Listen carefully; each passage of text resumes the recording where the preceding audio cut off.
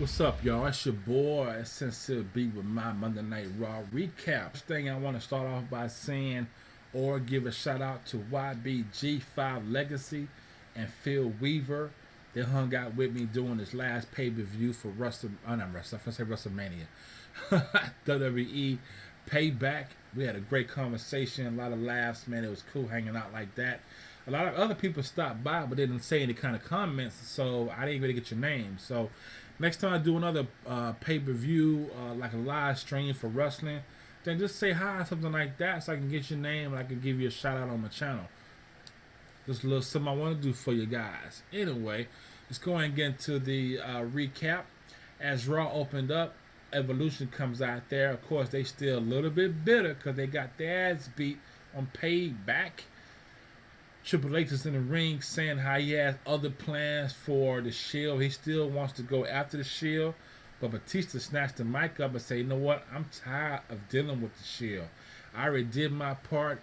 You promised me if I helped you do this, then you would give me an opportunity to get a fight going on for that championship belt. But all your promises you keep giving me, you never coming through with all your promises. So therefore, I quit. So Batista quit and walked off. This goes into the first match. It has RVD and Sheamus versus Cesaro and Bad News Barrett. RVD and Sheamus did win. Paul Heyman ended up taking Cesaro off the match, leaving Bad News Barrett in there for himself. Ended up getting frog splash by RVD. 1, 2, 3. This match was okay. I didn't like the fact that Paul Heyman took Cesaro out and Cesaro let him take him out. I don't want that Cesaro. I started liking Cesaro a few weeks ago because he was tough and strong and badass. This Cesaro, if they're going to turn him to one of those kind of fighters that always like ducking fights or leaving early, I don't want that Cesaro. Give me the badass, strong Cesaro that everybody wants to see. Ugh. Next thing happened was Damien Sandow. He runs out there. This time he's all dressed up in the Pacers uniform, dressed like Lance Stevenson. Gets in the ring. He got a basketball. He got a little small, maybe a 5-foot goal in the ring. He started telling all the people there that King James is the best player in the NBA and that the Pacers is a losing team coming from a losing city. Of course, the fans didn't like that. They started booing him. So then Damien Sandow said, if y'all want to see some real skills, let me show you some real skills. So he started playing with the basketball, putting it in between his legs and trying to spin it, trying to look all cool. And then the Big Show comes out there. Then Damien Sandow messed up. He challenges the Big Show and tell the Big Show that he bets he can't get to the goal through him. Of course, Big Show punched him in his face, knocked him out, took the basketball, and then dunked it on the 5-foot goal. Even the Big Show was like 7 foot, broke the goal and walked off. So it's a funny little segment. I like Damien Sandow, man. He's funny, man. He played his role really good. So this was a really funny situation here. So, yeah, definitely a funny one. The second match was Kofi Kingston versus Bo Dallas. Bo Dallas did win. Everybody was chatting Bo Ring. I thought that was pretty funny. The match was okay. I think mainly because of Kofi Kingston, because he was flying all over the world. That boy was all over the ropes and doing everything. To me, Bo Dallas didn't really do much, but you know I can see his skills. He got skills. I'm just not a Bo Dallas fan right now. He hasn't grown on me, so I'm not sure if he is or not. I just like the way even his smile irritates me. But you know, we'll see how it turns out. He may grow on me later on as the days go by. We'll see. The next thing was Renee Young was in the back. She called Steph. She asked Steph to about Triple H because she wanted to ask Triple H about Batista leaving. Steph said, ain't nobody got time for that. I'm heading to the ring. So Steph was heading to the ring to discuss about the championship belt Daniel Bryan would not give up. So Steph gets to the ring and told everybody that Daniel Bryan has shown his true colors. He don't care about the fans, per se. He didn't even care if his wife's going to lose the job. He did not give up the belt, and that was the best thing he should have did for the company. And she said, you know what? I could have just fired Brie ass when she put her hands on me. And she slapped me. So, Stephanie said, I tell you what we're going to do then. In 4 weeks, if Daniel Bryan is healthy, he is going to put that belt up for grabs. He's going to have to defend his belt against Kane in a stretcher match.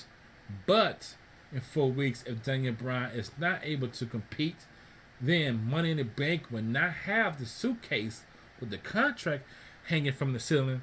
It's going to be his championship belt hanging from the ceiling. I like, whoa, that kind of changed the game right there. Because if you think about that for a minute, remember back a couple of years ago when they had that, I can't remember what it's called, but it was when anybody could get the belt at any time. And whoever had the belt could just be walking in the back and they would just get jumped and take the belt. I can kind of see this happening. Not right now because Daniel Bryan's neck got a heal, but let's say about a week or two before the next pay-per-view happened. If Daniel Bryan hanging out, anybody can jump him. And if you're in the Money in the Bank, what would you do? You would jump Daniel Bryan, try to hurt him as much as you can. Therefore, he's not healthy enough, so his belt can go up for grabs.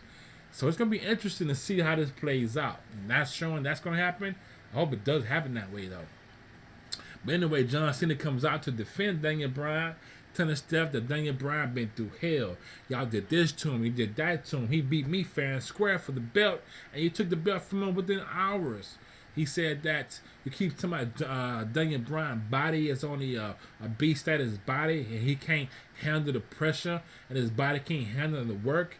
But I've been out for injuries, and so have Triple H been out for injuries, so you know how it is. Of course, Steph got mad, got tired listening to John Cena. She calls out Kane, and she tells John Cena, well, since you want to talk so much into my business, that tell you what, I'm going to put you in this match with Kane. So third match is John Cena versus Kane. John Cena ended up winning because Kane got DQ'd. Kane was beating on John Cena. The ref told him to break. He didn't want to break. He continued to beat on John Cena. So the ref disqualified Kane. And then, of course, after Kane got disqualified, he kept trying to beat John Cena. But John Cena flipped the script, picked up the steel steps, and threw him right at Kane's face, knocking Kane out. And then, of course, Kane got up, had a Alicia Fox moment. He just went berserk, went crazy. That was it. So the fourth match was 3MB and Hornswoggle versus El Torito and Los Matadores. Los Matadores and El Torito won that match. Hornswoggle came out there with a big-ass afro with a pick, and it was pretty funny. He got into the ring, got into the scuffle. El Torito ended up pulling off that afro off of Hornswoggle, and Hornswoggle hair was cut the exact same way El Torito cut it during Payback. It was jacked up. And then Hornswoggle took off running to the back. So that's pretty funny. And did anybody notice that El Torito tail is getting a little bit longer with a little bit of tape on the end? If you look at when his tail first got snatched off and they put it back on, it was just a small little tail, and the whole thing was covered with tape, like bandage. But now it's a little bit longer, and the tip is covered with bandages. So I think I did something small that you probably ain't realize it. But when you see El Torito next, look at his tail and see how it is. It's pretty funny how they're making it kind of grow back. They're kind of healing. So just thought I'd throw that in there for y'all in case you didn't see it. Take a look next time. So the fifth match was a handicap match because you know Brie quit. Therefore, Stephanie still put Nikki Bella into a handicap match versus Oksana and Alicia Fox. Of course, that's too much for Nikki to handle. Oksana and Alicia Fox both won that match. Alicia Fox picked up Nikki Bella and threw her over the rope on the floor. I was like, damn, was that part of the script? Or that was an accident? Either way, it looked like it hurt. Then they took off and started beating Nikki some more. That's pretty much it. This match is okay. Nothing special about this match. Let's move on. Then the Wives come out there, minus Bray. It was just Luke Harper and Rowan. And this is what I wanted to see for a long time. I wanted them to kind of separate them for a while. You know, and apparently in the storyline, Bray is missing. Ever since he had that fight with John Cena doing Payback, he is now gone somewhere. So now it's really just Harper and Rowan that's hanging around. And Harper was saying that it was nice to see Harper talk too. More, Harper was saying that they still gonna follow Bray's footsteps, follow his word, and they're looking forward for the Usos match. And that's the feud I wanted to see: the Usos versus Luke Harper and Roman, because these are four guys. They big guys, and they ain't scared to fly. They ain't scared to fight. This gonna be a good feud. Quote me on that.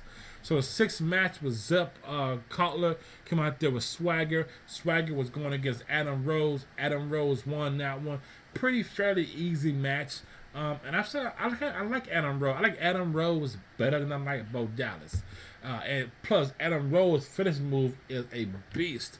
My definition of a finishing move is that when I see a finishing move, I need to see that if this was really executed, could it really hurt someone? And Adam Rose's finishing move, that would really hurt you. So he had a great finishing move. I like the whole kind of the way he comes out with a little suck in his mouth and he kind of high step in and a little crowd and music kind of pump. I kind of like his role and everything. So he's growing on me more than Bo Dallas by far. Next thing happened was they went back to the Usos. They were talking about the match against the Watts. And you can see that generation of talent or able to speak, from The Rock, Rikishi to them. You can just tell. And the Usos are getting much better, more confidence in themselves, and they talking more. I really like the Usos. I always think that two real life brothers are really good, the best tag teams, because they grew up together, wanting to be wrestlers, and they know each other just well, and those guys gel together. And like I said, and the feud between them and the Wise brother Luke and Harper and Roman is going to be awesome. And actually, that takes us to the seventh match: the Usos versus Roman and then Luke Harper. Luke Harper and Roman did win, but this was a really good match. Like I said, you got the Usos flying over top ropes. You got Harper flying over top ropes. You got Roman throwing some big hard punches. Everybody doing their role. Everybody everywhere. This was a good match throughout from beginning to end. So great match, and I can't wait because now since Harper and Roman won, this puts him up in the race for the tag team belt. So next pay-per-view, that might be who the match going to be, Usos versus them. And on pay-per-view, they put 120% on it. So this could be a really good feud happening. I'm really excited to see what's going to happen with this feud. The eighth match was Del Rio versus Ziggler. This was a Money in the Bank qualifying match. Del Rio did win this sin, so he's headed to Money in the Bank. I kind of wanted Ziggler to win this, but I know the deal with Del Rio and CM Punk and Christian, they all was a little unhappy. Maybe this is a way to kind of, give Del Rio a chance to still kind of get back up there and maybe kind of they can get a cooler head and not want to leave WWE. And I like Del Rio too, so it's cool. The ninth match was Goldust. Remember last week when Cody Rhodes told Goldust, hey, I'm not the best partner for you no more. I'm done. So this week, today on Raw it is, he told Goldust he was going to pick his partner for him. So he sent Goldust out there against Ryback and Curtis Axel. And who he picked? Sin Cara, which is a good partner. But Sin Cara, badass. But it just wasn't enough. Ryback and Axel still won. But I think, this is my opinion, I think Cody is going to sell out Goldust. I think Cody is doing this and picking Goldust partners, and they're still losing. And Cody going to end up saying, look, see, it ain't me that caused us to lose. It's you. I'm giving you, 5 different partners or whatever, and you lost every match. It's not me, it's you. I think that's what Cody doing. That's just my opinion. What you think? Anyway, the next thing happened was Rusev came out there. He got a award from the Russia Federation. He got a gold star. But nobody really cared, right? They did a national anthem for Russia. Lana was out there. That's probably the only thing that everybody cared about was Lana. So, other than that, pretty boring. The 10th thing that happened was Evolution comes out there to the ring. So do the Shield. The Shield's in the ring. Evolution minus Batista is outside the ring. They're talking back and forth. They about to get into it. Triple H said, come on, bring it down. Triple H has a sledgehammer. So technically, It's still 3 against 3 because the sledgehammer is one person by himself, right? Anyway, Ambrose make a move toward the ropes to get out the ring, so the reigns, but Seth Rollins steps back. He had the chair. All of a sudden, he hit Reigns in the back with the chair. And I'm sitting like, holy shit, that did not just happen. So Ambrose looking confused like I was. Ambrose like, what the? He looking at Triple H, he looking at Seth Rollins. He like, shit. So Ambrose charges Rollins. Rollins hit him with a chair and then start beating them both with the chair. I was like, oh shit, this is what YBG and Phil were telling me about. I did not see this coming. I thought weeks ago that Ambrose was going to be the one to sell out. But then they kind of got back together, like maybe they in for the long haul.